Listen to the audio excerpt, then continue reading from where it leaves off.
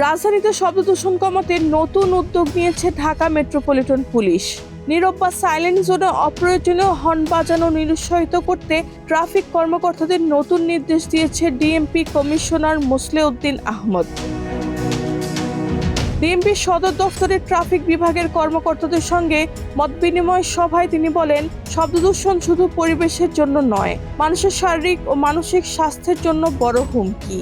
এ কারণে হাসপাতাল, শিক্ষা প্রতিষ্ঠান সহ নীরব এলাকায় স্পষ্ট সাইনবোর্ড স্থাপন, জনসচেতনতা বৃদ্ধি এবং সমন্বিত ট্রাফিক ব্যবস্থাপনার উপর গুরুত্ব দেওয়া হয়েছে।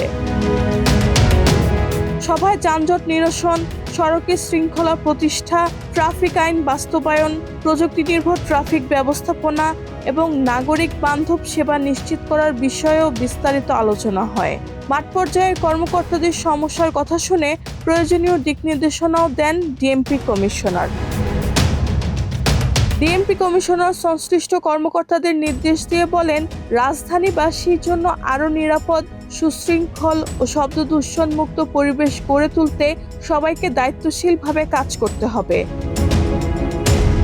ডিএমপির আশা, এই উদ্যোগ বাস্তবায়িত হলে রাজধানীতে শব্দ দূষণ কমবে, হাসপাতাল ও শিক্ষা প্রতিষ্ঠানের আশেপাশে পরিবেশ হবে আরও শান্ত এবং নগরবাসী পাবে আরও উন্নত ও জনবান্ধব ট্রাফিক সেবা। রেহানা বেগম, প্রজন্ম 24।